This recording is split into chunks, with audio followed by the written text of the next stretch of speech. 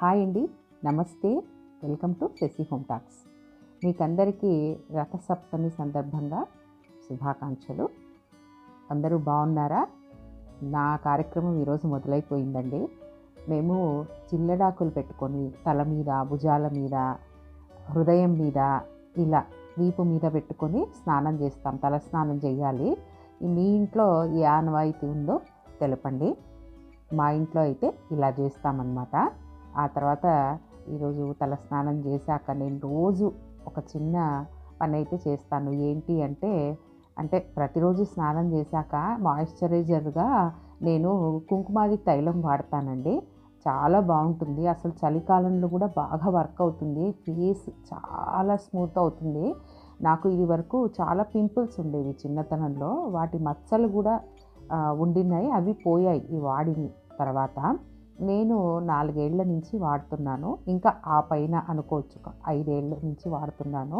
ఆ తర్వాత నాకు అశోక శాండల్ కానీ, గోకుల్ శాండల్ కానీ వాడడం అలవాటు. అంటే ఆ ఫ్రెష్నెస్ ఎంత బాగుంటుంది అంటే మనకు పని చేయటానికి పొద్దున్నే చాలా ఉత్సాహం వస్తుంది ఆ స్మెల్ చూస్తూనే. అలా అడిక్ట్ అయిపోయానమాట. ఆ తర్వాత కళ్ళకి కాటుక పెట్టుకుంటాను.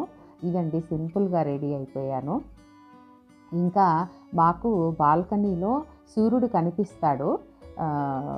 ఇంకా ముందు వైపు కనిపించడు, వెనుక వైపు కనిపిస్తాడనమాట. నమస్కారం చేసేసుకొని ఒకసారి తులసమ్మకు నమస్కారం చేసేసుకొని ఇంకా పని ప్రారంభించినాను. రథసప్తమి చాలా ఇష్టం నాకు, బాగా చేసుకుంటాను. అయితే ఇప్పుడున్న అపార్ట్మెంట్ కల్చర్లో ఇంకా ఉన్న దాంట్లోనే తృప్తిగా చేసుకోవడం అనేది అలవాటు చేసుకోవాలి. అందరూ అలాగే అనుకుంటూ ఉంటారు కదా. నేను ఈరోజు చిన్న క్రిస్టల్ చైన్ ఒకటి వేసుకున్నానండి. అది మేము చెన్నైలో ఉన్నప్పుడు, అంటే దాదాపు 20 ఏళ్ల కిందట కొన్నది. దానికి పెండెంట్ సూర్యునిలాగా ఉంటుందన్నమాట. అది చూపిద్దామని మీకు జస్ట్ అనుకున్నాను. ఆ తర్వాత ఇంకా పసుపు కలుపుకున్నాను. పసుపు ఏమంటారు, మనము ఒక పాత్రకి పసుపు రాసి ఇంకా పొంగలు పెట్టుకోవాలి కదా. అయితే పొంగళ్ళు పెట్టుకోవడం అంటారు.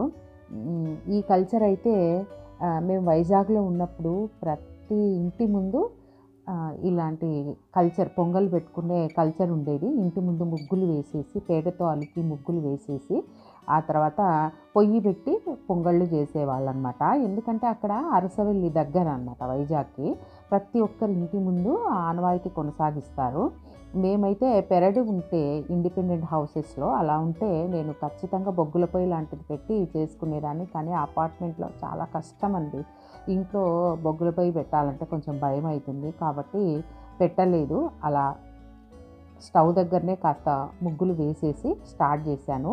ఇది కంచు పాత్ర అనమాట. దానికి పసుపు పట్టించేసి స్టవ్ వెలిగించేసి పాలకు పెట్టాను. నమస్కారం చేసుకున్నాను. ఆ తర్వాత పాలు పొంగేదాకా ఇంకా ఆదిత్య హృదయం చెప్పుకున్నాను అనమాట. ఇప్పుడు రథం ముగ్గు వేస్తున్నాను. పక్కనే, స్టవ్ పక్కనే రథం ముగ్గు వేసుకోవాలని అనిపించింది. అంటే అలా సూర్యుడి ముందు నేను పాలు పొంగిస్తున్నాననే భావన అంతే. ఇది నాకెందుకో అలా అనిపిస్తుంది అనమాట. ఇంకా వసతి ఏమి లేనప్పుడు ఇలా చేసుకోవాల్సిందే అండి. తృప్తి, అదొక నాకైతే చాలా మనసుకు ఆహ్లాదకరంగా తృప్తిని ఇస్తుంది అనమాట. అలా చేస్తున్నాను. చాలా సింపుల్గా వేసుకోవచ్చు. ఇలా వేసాను అనమాట. చదరంగా ఒకటి వేసేసి ముగ్గు, ఆ తర్వాత రథం ముగ్గు వేసుకున్నాను. మీరు ఎలా చేసుకున్నారు ఈ పండగ? ఆ తర్వాత ఇంకొక ఆనవాయితీ ఏమంటే, ఈరోజు చాలామంది కొత్త చీర కట్టుకుంటారు. అంటే అదే పనిగా కొనుక్కొని కట్టుకోకుండా వేరే వాళ్ళు ఇచ్చిన చీరలు, దాచుకున్న చీరలు ఉంటాయి కదా. రథసప్తమి రోజు చాలా మంచిది అనమాట. పెళ్ళైన తర్వాత మా అత్తమ్మ అలవాటు చేశారనమాట. ఒకసారి అయితే చిన్న చీర కొనుక్కొని అయితే కట్టుకున్నాను. ఈ 30 ఏళ్లలో 29 ఏళ్ళు అయిపోయింది మా పెళ్ళయ్యి. ఆ తర్వాత ఎప్పుడు ఎవరో ఒకరు పెట్టిన చీరలు అయితే ఉంటాయి. ఇప్పుడు నేను కట్టుకున్న చీర కాస్త జూట్ లాగుందనమాట. జూట్ లెనిన్ లాగుంది. అది సుధా ఆంటీ పెట్టారు. ఏమంటారు, కార్తీక మాసంలో పెట్టినారు. ఈరోజు కట్టుకున్నాను అనమాట. ఇంకా మనకు ఇలా కొత్త చీరలు వస్తాయట. ఆ రోజు కొత్త చీర కట్టుకుంటే సంవత్సరం అంతా మనకి కొన్ని బోలెడన్ని కొత్త చీరలు వస్తాయని చెప్తారనమాట. చాలా మంచిది. ముఖ్యంగా ఈ రథసప్తమి రోజు సూర్య భగవానునికి అంటే ప్రత్యక్ష దైవానికి మనము ప్రార్థన చేసుకోవాలి, ఆదిత్య హృదయం చెప్పుకోవాలి. కొంతమంది అరుణపారాయణం చేసుకుంటూ ఉంటారు, చేయించుకుంటారు. అరుణపారాయణం అనేది చాలా పెద్ద ప్రాసెస్ అన్నమాట. ఆరోగ్యరీత్యా బాగుపడాలి అంటే, బాగుండాలి అంటే అరుణపారాయణాలు చేస్తూ ఉంటారు.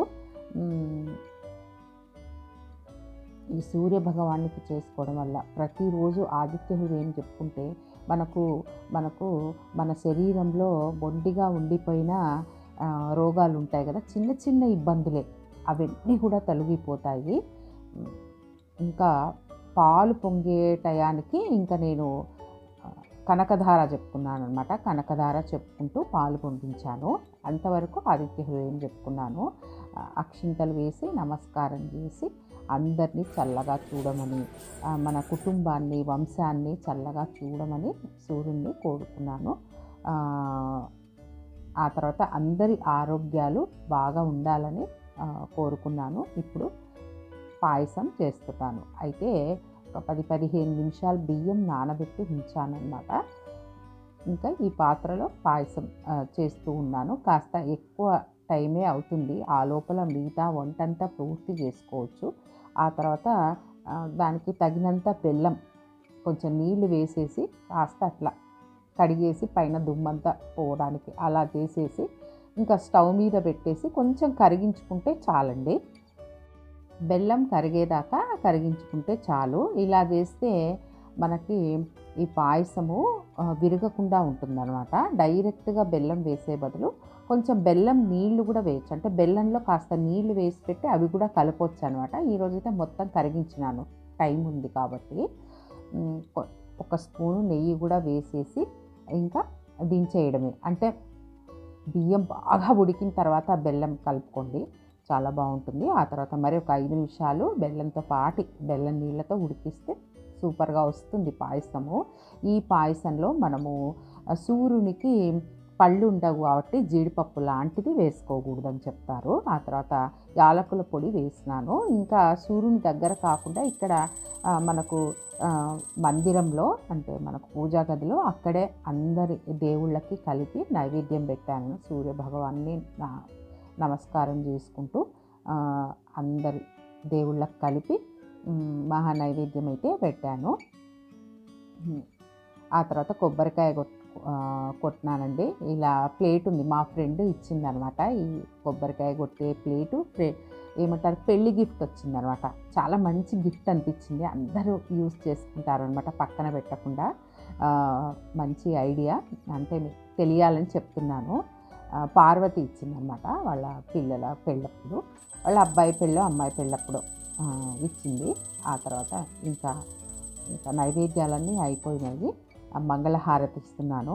మీరందరూ బాగుండాలండి, అందరూ ఆరోగ్యకరంగా ఉండాలి, అందరూ సంతోషంగా ఉండాలి, అందరిలో మనం ఉండాలి, మన దేశం కూడా బాగుండాలి. ఇంకా ఆ తర్వాత తీర్థం తీసుకుంటూ ఉన్నాను. ఆ తర్వాత ఉదయము మా వారు చేసిన అభిషేకం తీర్థం కూడా తీసుకున్నాను. ఈ వ్లాగ్ నచ్చినట్లయితే లైక్ చేయండి, షేర్ చేయండి, సబ్స్క్రైబ్ చేసి బెల్ ఐకాన్ని క్లిక్ చేయండి. Thank you.